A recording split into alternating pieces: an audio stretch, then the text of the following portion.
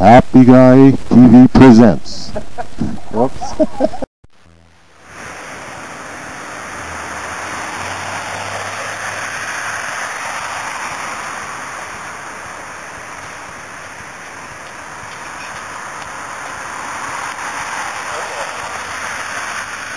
Yep. Smiling is infectious. You catch it like this.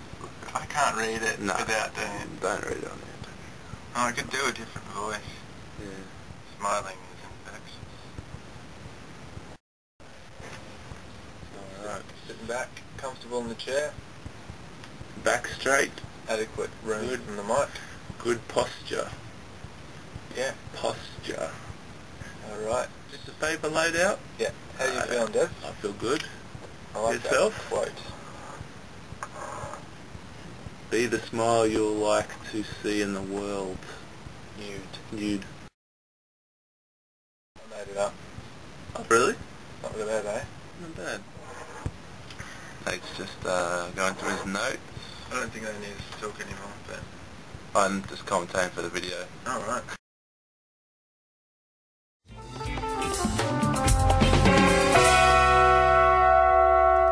Are you ready for a happy story?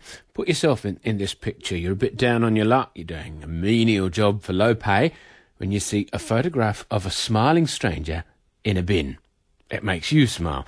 This is what happened to Nate Sturdy. He was living in Banff, Canada at the time, and look, I'm just going to get him to tell the story. Nate and his brother Dev, who's crucial to all this, join me now. Welcome, both of you. Great morning, Richard. Happy to be here. Okay, Nate, I want to go back to your time in Canada. Things weren't going too well.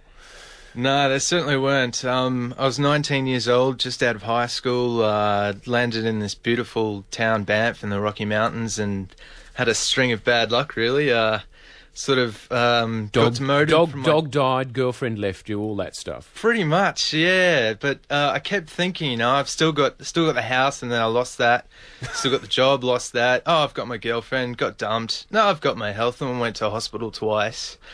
So, yeah, I wasn't feeling too good, and just every day at work, cleaning up another room, and then taking out the garbage, and there was this face looking up at me, and it just sort of took me out of my depressed situation and sort of joined in on the joke in the photo, and I couldn't believe it. I was overjoyed, and I ran down the hall, and I had to share it with everybody that I could find. It sounds a bit hysterical, actually. It pretty much was. I mean, it might not have been the same if I didn't have the bad luck, but yeah, I don't know. Something about that the photo, it just sort of it draws you in, and it's contagious. The smile, it's a great thing. It may have saved you from a career in country music after what you were telling me before. 6 months later, though, you come back to Australia and you bring the photo with you. Yeah. Showed all my family and friends, and then just sort of decided to put it up on the fridge. You know, you always go to the fridge every day, and it's sort of a reminder just to have a positive outlook on the day. And yeah, that's where it stayed, and then for years, and then yeah, it took on a new life of its own. Well, let's talk. Dev, you're Nathan's brother. How did the photo affect you? Well, originally we saw it just through an email. And Nathan has a very unique outlook on the world, and this just smacked of Nathan. You know, he saw this photograph, and instead of just throwing it away, he decided to keep it, and it made me smile because it sort of reminded me of Nathan, and eventually it sort of kind of became part of the family almost. That sounds a bit strange, but people would come over and see the photograph, and we'd explain the story about how Nate was down on his luck and how he found the photo and things turned around, and it made them happy, and it made us happy telling the story. So it became a bit of a talking point. Oh, definitely.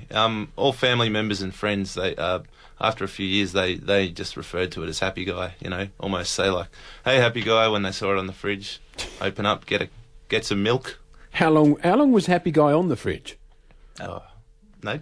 It's about 7 years and counting, give or take a few. He's still there, is he? Or... Yeah. Oh, yeah. All right. Yeah. Now there were T-shirts made. When did that happen? The T-shirts came... Dad made a T-shirt for Nate that said, "Who is Happy Guy?" on it.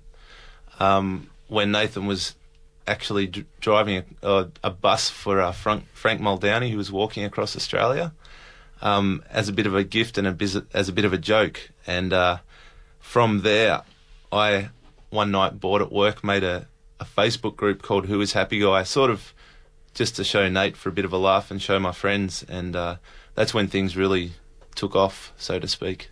So we get a kind of happy guy club. Yeah. It was just a novelty. And the next day after I'd made it, I logged in, and not only were my friends in the group, there were complete strangers writing in saying, "This is a great group." People from all around the world as well. And the great thing about the photo is there's no backstory there. There's no identity. So each person who saw the photo created their own story, and therefore the photo became sort of a part of them was in the photo, and the reason for the smile. So it was a great thing that way. It's a great smile. How many years on was this by the time the Happy Guy Club, the Facebook thing happened? This was it only happened a year and a half ago, so it was literally about 6-7 years after we'd found the photograph. And as I said, it was a novelty. We never actually expected to find the guy, but it juggernauted. It was hundreds, and then eventually thousands of members were actively searching for Happy Guy. Thousands? Yeah, thousands. It was incredible. It's strange because here we are, talking on the radio, and it seems like only yesterday that we found him, but it also seems like second nature that we found him. Sometimes we have to remind ourselves that it was all from a photograph that Nate found. On Life Matters today, if you've just joined us, I'm talking to Dev and Nate Sturdy, and this is about a photograph who was christened Happy Guy. Nate found this photograph in a hotel room in Banff. He had a fantastic job at the time cleaning up the hotel room, and it was in a bin, and he was a bit down on his luck, and this photo with the smile this guy had just made him smile, and this thing mushroomed. And so here we are. You've got you've got Happy Guy on Facebook and the website. You've got thousands of people looking for him, and you found him. Yeah, who found him? Well, I think someone in the group. That it's one of those stories that sort of spreads by word of mouth. They're just because it's a happy story and you want to sort of share it with everybody. So someone passed it on to this radio DJ in Calgary. He heard about the story and wanted to start up a search on the radio station. So he sort of made it a feature and was hoping it was going to do like a weekly update and draw it out. And then so he announced it on the show, and then 4 days later someone had heard the story and went to the website and said, "I know that guy. That's Paul Daggett." Yeah, that's Paul Daggett. And they contacted him, left a message on his answering machine. He got back from holiday and just he couldn't believe it. I don't know what was going through his I think head. he had 3 or 4 messages on his machine, actually. Yeah. Quite surreal. And was he happy about being found to be happy, if you know what I mean? Yeah, well, like Nathan said, they gave us the name Paul Daggett, so I looked it up on the internet, just typed it into Google, and I found out that he had his own. He's a real estate realtor, and there was a picture of him, more or less the same picture of him smiling. So I found an email address and I sent him an email. I said, "Hi Paul, my name's Dev. I'm from Australia. This might be the strangest thing you've ever heard." And he literally responded within an hour saying, "Yes, I'm the guy, and yes, that is the strangest thing I've ever heard."